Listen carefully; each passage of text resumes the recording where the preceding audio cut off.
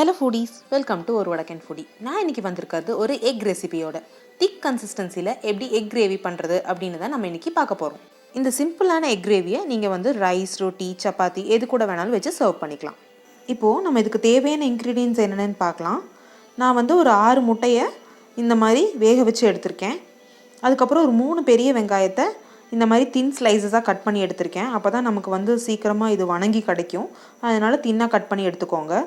அதுக்கப்புறம் ஒரு 3 தக்காளியை இந்த மாதிரி தின்னாக கட் பண்ணி வச்சுருக்கேன். அப்புறம் ஒரு 1 tablespoon ginger garlic paste, கொஞ்சம் கருவேப்பிலை, அதுக்கப்புறம் ஒரு 1 டீஸ்பூன் கரம் மசாலா, அப்புறம் ஒரு 1 டீஸ்பூன் பெப்பர் பவுடர், அதுக்கப்புறம் ஒரு 1 டீஸ்பூன் டர்மரிக் பவுடர், அதுக்கப்புறம் ஒரு 1 டேபிள் ஸ்பூன் சில்லி பவுடர், அப்புறம் ஒரு 2 டேபிள் ஸ்பூன் கொரியாண்டர் பவுடர், அப்புறம் நமக்கு தேவையான அளவு உப்பு, கொஞ்சம் கொத்தமல்லி, அதுக்கப்புறம் ஒரு 1 teaspoon jeera powder.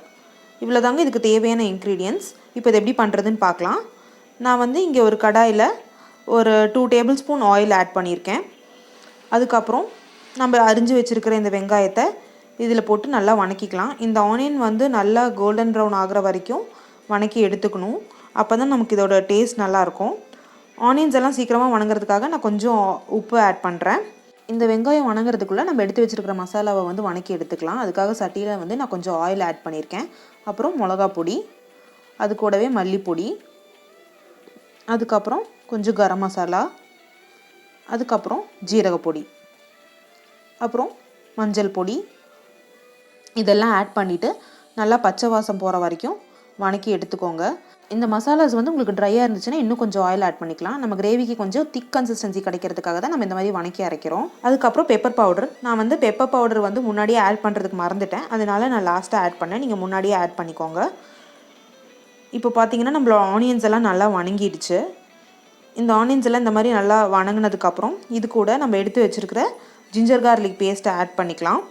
Ginger garlic பேஸ்ட்டும் நல்லா பச்சை வாசம் போகிற வரைக்கும் வணக்கி எடுக்கணும். அதுக்கப்புறம் இது கூட கருவேப்பிலை இதெல்லாம் போட்டுட்டு இதை வந்து நல்லா பச்சை வாசம் போகிற வரைக்கும் நல்லா வணக்கி எடுத்துக்கோங்க. இப்போது நம்ம வணக்கி வச்சுருக்கிற அந்த பவுடர்ஸ் எல்லாம் நம்ம அரைச்சி எடுத்துக்கலாம். பேஸ்ட் மாதிரி நல்லா அரைச்சி எடுத்துக்கோங்க. தேவையான அளவுக்கு தண்ணி ஊற்றி நல்லா பேஸ்ட் மாதிரி அரைச்சி எடுத்துக்கோங்க. இந்த வெங்காயம் எல்லாம் வணங்கினதுக்கப்புறம் இது கூட இந்த தக்காளியும் ஆட் பண்ணி இந்த தக்காளி வந்து நல்லா உடையிற அளவுக்கு நம்ம வணக்கி எடுக்கணும். இந்த தக்காளி அப்படி அப்படியே இருந்தால் நல்லா இருக்காது. நல்லா வணக்கி எடுக்கணும். இதை நல்லா உடஞ்சி போகிற அளவுக்கு வணக்கி எடுத்துக்கணும். இப்போ வந்து இந்த முட்டையில் இந்த மாதிரி லைன்ஸ் வரைஞ்சி விட்டுக்கலாம். அப்போ தான் மசாலாஸ் எல்லாம் உள்ளே போகும். எல்லா முட்டையிலையும் இதே மாதிரி லைன்ஸ் வரைஞ்சி எடுத்துக்கோங்க. அப்போ தான் நமக்கு நல்லாயிருக்கும். அதுக்கப்புறம் நம்ம இப்போ அந்த பவுடர்ஸ் எல்லாம் அரைச்சி எடுத்துட்டோம் இல்லைங்களா, அந்த அரைச்சி எடுத்த பேஸ்ட்டை நம்ம இது கூட ஆட் பண்ணிக்கலாம். தக்காளி நல்லா உடஞ்சதுக்கப்புறம் தான் ஆட் பண்ணணும். அப்படி அப்படியே இருக்கும்போது நம்ம ஆட் பண்ணக்கூடாது. இப்போ பார்த்தீங்கன்னா என்னோடய தக்காளியெல்லாம் நல்லா வெந்து உடஞ்சிருக்கு. இந்த ஸ்டேஜில் தான் நான் மசாலாஸ் ஆட் பண்ணியிருக்கிறேன். அதுக்கப்புறம் நமக்கு வேணுங்கிற அளவுக்கு தண்ணி ஆட் பண்ணிக்கலாம். நம்மளுக்கு எந்த கன்சிஸ்டன்சியில் வேணுமோ அந்த அளவுக்கு நம்ம வாட்டர் ஆட் பண்ணிக்கலாம். நான் வந்து ஒரு கொஞ்சம் கொழுப்பு கிடைக்கிறதுக்காக தான் இந்த மாதிரி பவுடர்ஸ் எல்லாம் அரைச்சேன். நீங்கள் வேணும்னா அப்படியே கூட வெங்காயம் தக்காளியில் போட்டு நல்லா வணக்கி எடுத்து கூட கிரேவி பண்ணிக்கலாம்.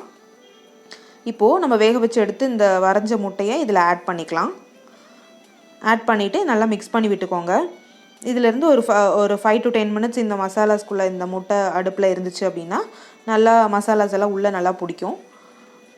நீங்கள் வந்து எந்த கன்சிஸ்டன்சியில் வேணாலும் பண்ணிக்கலாம். நான் பண்ணுற மாதிரியே பண்ணணும்னு இல்லை. உங்களுக்கு கொஞ்சம் இன்னும் வாட்டரியாக வேணும்னா இன்னும் கொஞ்சம் வாட்டர் ஆட் பண்ணிக்கலாம். நான் வந்து இந்த கன்சிஸ்டன்சியில் எடுத்துட்டேன். இந்த கன்சிஸ்டன்சியில் இருந்தால் தான் சப்பாத்திக்கெல்லாம் நல்லாயிருக்கும்.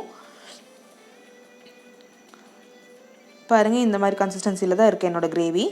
இப்போ வந்து இதில் நான் வந்து லாஸ்ட்டாக இந்த வந்து கொத்தமல்லி தலையை ஆட் பண்ணுறேன். அவ்வளோதாங்க, நம்மளோட எக் கிரேவி வந்து இங்கே ரெடி ஆகிடுச்சு. நீங்கள் வேணும்னா இந்த ஃபுல் எக்கு இப்படி போடாமல் நீங்கள் ஹாஃபாக கூட கட் பண்ணி போட்டுக்கலாம். நான் போடுற மாதிரி தான் போடணும்னு அவசியம் இல்லை. உங்கள் எல்லாத்துக்குமே இந்த எக் கிரேவி பிடிச்சிருக்குன்னு நான் நினைக்கிறேன். கண்டிப்பாக இதை ட்ரை பண்ணி பார்த்துட்டு எப்படி இருந்துச்சுன்னு எனக்கு கமெண்ட்ஸில் சொல்லுங்கள். தேங்க்ஸ் ஃபார் வாட்சிங் ஒரு வடக்கன் ஃபுடி. பாய்.